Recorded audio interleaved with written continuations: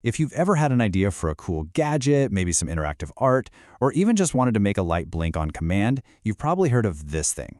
This is the Arduino Uno, and it's the board that pretty much launched the entire maker movement. So today, we're going to take a deep dive and get to know it piece by piece. Chances are you've seen it before. It looks simple, it's really accessible, but don't let that fool you. It's incredibly powerful. So the big question is, how did this little blue board completely revolutionize electronics for, well, everyone from artists to engineers? To figure that out, we've got to look under the hood. All right, so here's the game plan for our tour. We're going to start with a quick overview, then jump right into the most important part, the brain. That's the microcontroller and its memory. After that, we'll see how to power this thing up, how it can sense the world around it, and finally, how it actually controls things to bring your ideas to life. First things first, what is an Arduino Uno? Well, at its heart, it's an open-source microcontroller board. Just think of it like a tiny programmable computer that you can tell how to interact with the physical world. And yeah, there are a lot of different Arduino boards out there. But the Uno, it's the icon. It's the one with the most support and flexibility, which makes it the perfect place for anyone to start. So, what are we working with here? Well, the star of the show is the ATmega32P chip. Then we've got all these digital and analog pins to hook up our gadgets, a 16 megahertz crystal that basically acts as the board's heartbeat, and a few different ways to get it all powered up. Don't worry if this sounds like a lot. We're about to break down what it all means. You know, every computer needs a brain, and the Arduino is no exception. So let's zoom in on the single most important component on this entire board, the microcontroller. This is where all the thinking happens. And there it is, that long black chip in the middle, the ATmega328P. That's the main event. Honestly, everything else you see on this blue board, every single pin and port, it's all just there as life support for this little powerhouse. When you write and upload your code, what they call a sketch, this is where all that magic really happens. So, just how fast can this brain think? Well, its clock speed is 16 megahertz. Now, what does that mean? It means it can process about 16 million instructions every single second. Sure, your laptop is doing billions, so we're not talking about a supercomputer here. But for stuff like reading a sensor 1,000 times a second or perfectly controlling a motor, 16 megahertz is more than enough horsepower. Of course, a brain is pretty useless without memory, and the Arduino actually has a couple of different kinds. First up is the flash memory. Think of this like its hard drive. It's 32 kilobytes, and it's where your program, your sketch, is stored permanently. Then you've got SRAM, which is more like RAM. It's a tiny 2 kilobyte scratch pad where the Arduino holds variables and does calculations while your code is running. But once you unplug the board, poof, that memory is wiped completely clean. Okay, so what if you need to remember something even after the power is turned off? You know, like saving a high score in a little game you built, or remembering a specific setting. That is exactly where EEPROM comes in. The Uno has 1 kilobyte of this special memory that holds on the data no matter what. It's like a tiny built-in notepad for the Arduino to save its most important thoughts. All right, we've covered the brain. Now let's talk about the juice. How do we actually bring this board to life? Well, you've got a few options. You've basically got three main choices here. The easiest by far is just using a USB cable connected to your computer. It's perfect for when you're programming.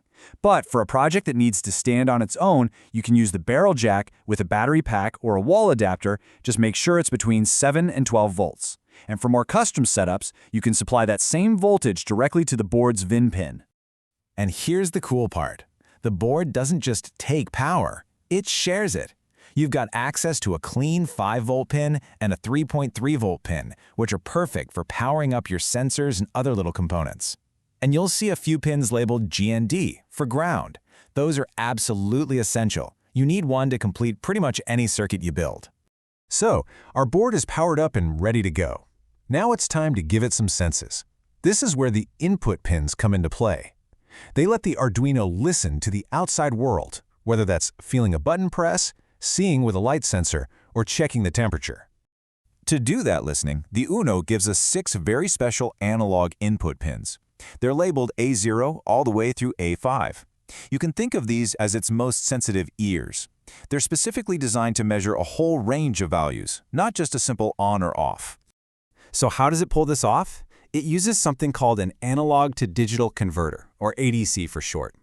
Deep inside the chip, the ADC takes a real-world signal, like the smooth changing voltage from a temperature sensor, and it translates it into a number the microcontroller can actually work with. Specifically, it's a value from 0 to 1023. This is how the Arduino can measure all the shades of gray, not just black and white. Okay, so the Arduino has listened, and it's used your code to make a decision. Now what? Well, now it needs to act, and that is the job of the output pins. These let the microcontroller take control of things: lights, motors, speakers, you name it. To make all that stuff happen, the Uno gives you 14 digital pins, which are numbered 0 through 13. These are the real workhorses of the board, and when you set them as outputs, they basically have two simple states. You can set them high, which sends out 5 volts, or you can set them low, which is 0 volts, on or off. Simple as that. But wait a second, the Arduino has a really cool trick up its sleeve. If you look closely at digital pins 3, 5, 6, 9, 10, and 11, do you see that little squiggly line next to the number? It's called a tilde, and that little symbol means these specific pins have a kind of superpower. That superpower has a name: pulse width modulation, or PWM. It's a really clever trick. The Arduino switches a pin on and off thousands of times per second, so fast that it actually fakes an in-between voltage. This is the secret sauce for how you can make an LED fade smoothly instead of just blinking, or tell a motor to run at half speed. It's a digital pin pretending to be analog, and it is incredibly useful. And finally, sometimes your Arduino needs to have a conversation with other, more complicated chips.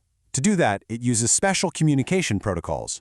Serial is the most basic. It's how it talks to your computer. But then you have things like SPI and I2C, which are like specialized languages that let the Uno talk to thousands of different high-tech sensors, screens, and other devices, often with just a couple of wires. So let's just put all of that together in one spot.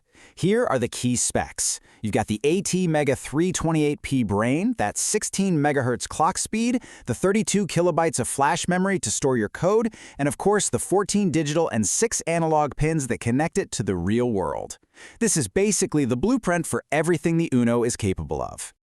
And there you have it. We've toured the hardware, from its brain all the way to its senses and its voice. We've seen how this small, simple-looking board is just packed with potential. So now you know all the parts. And that leaves us with only one question, but it's the most important one. What will you create?